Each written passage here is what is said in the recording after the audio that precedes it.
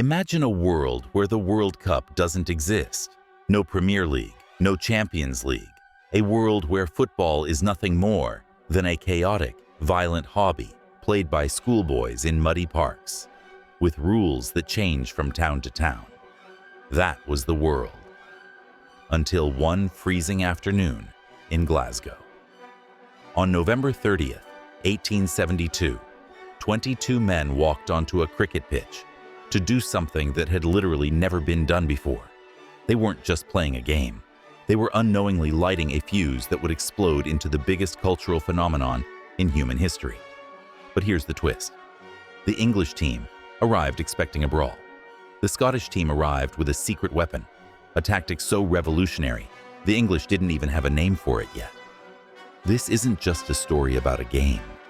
It's the story of how a rivalry was born, how a sport was saved, and the 90 minutes that changed the world forever. To understand why this day matters, you have to understand the lie that came before it. 2 years earlier, Charles Alcock, the secretary of the Football Association in London, had a brilliant idea. He wanted to stage a match between England and Scotland to prove the dominance of the English game. There was just one problem. He couldn't find any Scottish players. So Alcock did what any desperate promoter would do. He grabbed a handful of Scottish guys who happened to be living in London, put jerseys on them, and called them Scotland. The real Scots? They were furious. Up in Glasgow, the newspapers mocked these games as the imposters. They wrote scathing letters to London, essentially saying, if you want to play Scotland, come to Scotland. It was a throwdown, a challenge to the death. And in 1872, traveling from London to Glasgow wasn't a quick flight. It was a grueling, expensive expedition. But the English FA accepted. They selected their best men, aristocrats, Oxford graduates, heavy hitters. They boarded the train north, confident that their superior athleticism would crush the smaller Scots. But as the English train chugged toward Glasgow, they had no idea that the Scottish team wasn't just training their bodies. They were rewriting the laws of physics on the pitch. Stick around, because the tactical innovation the Scots were about to unleash is the only reason modern football exists today. Let's look at the combatants. This is where the story gets fascinating. The English team was an all-star squad. They were picked from 9 different clubs. These guys were big, heavy, physically imposing. Their strategy was simple. The dribbling game. In 1872, English football looked a lot like rugby without the hands. You got the ball, you put your head down, and you charge. Your teammates didn't run ahead of you. They ran behind you, waiting for you to lose the ball so they could take over. Passing the ball forward? That was considered cowardly, unmanly. Then there was Scotland. They didn't have an FA. They didn't have a league. They had one serious club, Queen's Park. This meant the entire Scottish national team was made up of players from the same club. They knew each other. They breathed the same air. But physically, they were in trouble. On average, the Scots were nearly a stone, that's 14 pounds, lighter than the English players. If they tried to go toe-to-toe in a physical dribbling battle, they would be slaughtered. They needed a miracle, or more accurately, they needed geometry. The Scots realized that the ball moves faster than the man. They developed a style called combination play. Today, we call it passing. It sounds insane to us now, but in 1872, passing the ball to a teammate was a radical concept. The Scots planned to pass the ball around the heavy English chargers. The stage was set. The heavyweights versus the innovators. Power versus speed.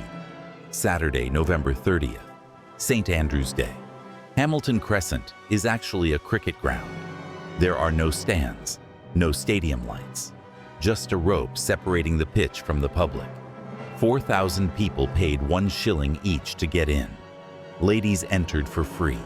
The ground was heavy, soaked from days of Scottish rain. The scheduled kickoff was 2 p.m., but 2 p.m. came and went.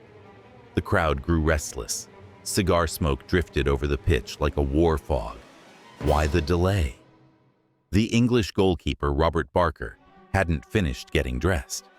It was amateur hour in the most literal sense.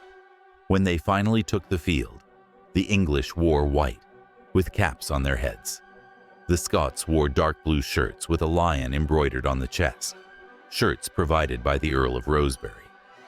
There were no nets. The goal was just 2 posts with a piece of tape stretched between them at 8 feet high. If the ball went over the tape, no goal. Under the tape, goal. The referee blew the whistle, and the English team immediately charged. But within 10 minutes, the crowd witnessed something that confused them. The English were dominating the ground, but the Scots were dominating the ball. And one specific moment in the first half would almost cause a diplomatic incident. The match began, and it was brutal. The pitch was slick with mud. The English forwards, led by the giant Arnold Kirk-Smith, tried to bulldoze through the Scottish defense.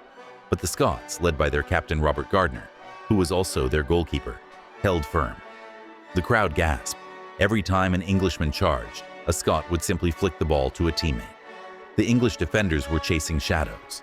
The Glasgow Herald reported that the Scots dribbled the ball among each other with a skill the English couldn't match. It was a clash of philosophies, individual heroism versus collective effort. Then, controversy. Scotland went on the attack. A shot came flying in. It soared past the English keeper and landed on top of the tape. The Scots cheered. They claimed it went under. The English claimed it went over. There were no cameras, no VR. The umpires conferred. Goal disallowed. As the second half wore on, the physical toll mounted.